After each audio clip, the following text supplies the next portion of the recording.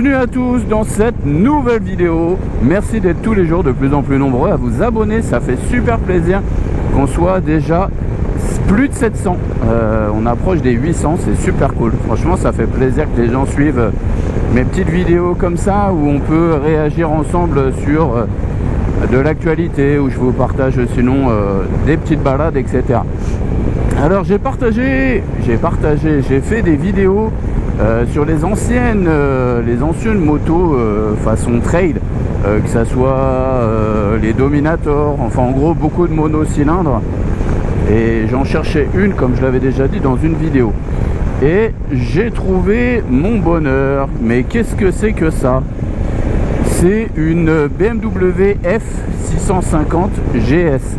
Et elle va me servir à quoi? Elle va me servir, en fait, je vais lui mettre des pneus, la modifier un peu, mettre des pneus crampons. Alors crampons, ça va pas être des crampons extrêmes non plus, mais je vais mettre des pneus crampons pour pouvoir aller faire un peu de chemin, sentier. Ça me plaisait de faire ça, et c'est une moto qui vaut 1500 €, allez 1800 € exactement, je l'ai payé. Elle a 49 000 km avec un entretien qui a été plutôt bien fait. Dedans, c'est un moteur Rotax, de mémoire c'est autrichien. N'hésite pas à me dire en commentaire si je dis une connerie. Donc de mémoire c'est autrichien. Ça fait 50 chevaux, c'est une boîte 5. Ça vibre, bah oui, c'est un mono, et elle est de 2000. Voilà, sinon dans l'absolu ça roule plutôt bien. Je suis allé la chercher et j'ai fait 3 heures de route pour la ramener, sous le vent, la pluie, de tout ce que tu veux, et ça s'est bien passé. Le centre de gravité est pas si haut que ça. Moi je fais 1m80, j'ai les deux pieds bien à plat, mais la moto est plutôt basse. Ce n'est pas une Dakar avec sa version avec roue en 21, et je trouvais que les gens alors déjà c'est une moto qui est plutôt la Dakar, c'est une moto qui est plutôt allez, active-toi là, qui est plutôt rare, et j'en trouvais pas. Et déjà celle-ci, je cherchais une F650 comme ça là, et je trouvais pas mon bonheur à côté de chez moi. Donc il a fallu que je fasse un peu beaucoup de route. Une petite dédicace aux gens à qui je l'ai acheté. Elle appartenait à une petite nana qui l'utilisait de temps en temps. C'est une moto qui avait très peu roulé en sa possession. Et voilà, je craignais un petit peu en me disant peut-être qu'une moto qui roule pas beaucoup, c'est vraiment pas dingue. Mais dans l'absolu, pas de soucis dessus. Je vais te faire une petite présentation de la bécane, en s'arrêtant là. Ça va être pas mal.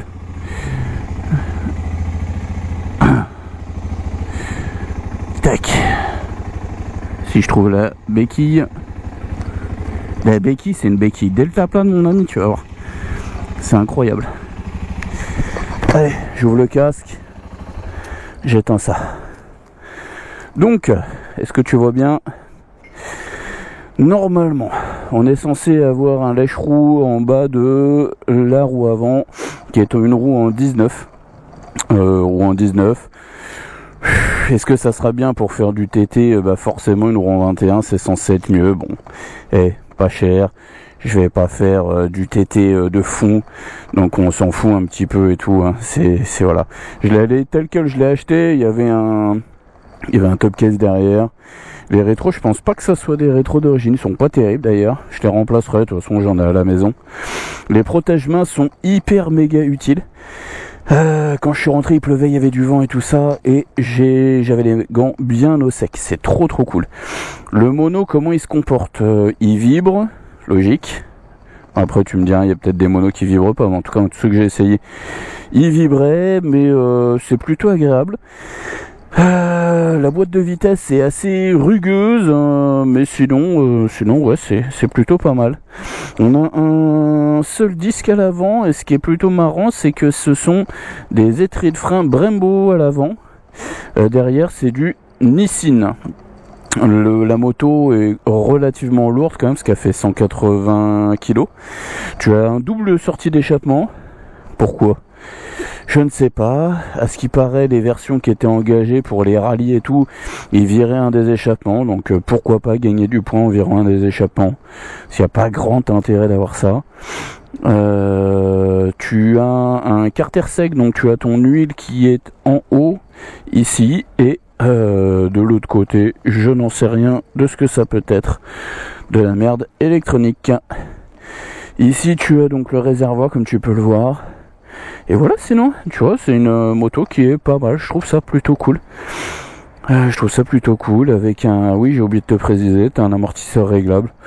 Voilà, pour l'instant, j'en suis pas emmerdé. En même temps, je l'ai juste ramené. Je t'ai dit, j'ai fait 3 heures de route. Et j'ai pas été embêté dessus. Donc, plutôt content de cette machine. On verra dans l'avenir. Donc, l'intérêt, ça serait lui mettre des pneus... qui sont un peu plus tout chemin, on va dire. Des pneus un peu plus tout chemin. Je vais la laver tout à l'heure parce qu'elle est dégueulasse. Des pneus un peu plus tout chemin. Faire vidange, voilà, parce que la vidange est datée d'il y a 1 an. Donc on va lui refaire une petite vidange. Elle a une béquille centrale, ce qui est plutôt pas mal pour la ranger, pour faire des entretiens et tout. C'est plutôt cool. Voilà, je sais pas trop quoi te dire dessus à part ça, donc ça va être une vidéo qui est assez courte. N'hésite pas à me dire en commentaire ce que t'en penses, et puis de toute façon je referai d'autres vidéos sur vidange, sur le changement des pneus, ce que j'ai mis comme pneus. Déjà tu vois là le truc en plastoc derrière, ça va dégager. Le support de top case, ça va dégager. Enfin, on va virer tout un tas de conneries comme ça, tout ce qu'on peut virer pour essayer de l'alléger un peu, parce que ouais, elle doit faire un bon 180 kg, hein. N'hésite pas à me dire en commentaire si c'est pas bon. Puis après, t'as des petits détails, genre les poignets, ils sont un peu trop bas. Je sais pas pourquoi ils les ont réglés aussi bas. Au pire, on changera le guidon, on en mettra peut-être un tout petit peu plus haut. On va mettre des repose-pieds qui vont être plus larges aussi, pour voir si on peut se mettre debout dans les petits chemins et tout. Et je te ferai des petites vidéos comme ça. Allez, on en reste là. Oublie pas, abonne-toi, on se dit à très vite. Ciao, ciao.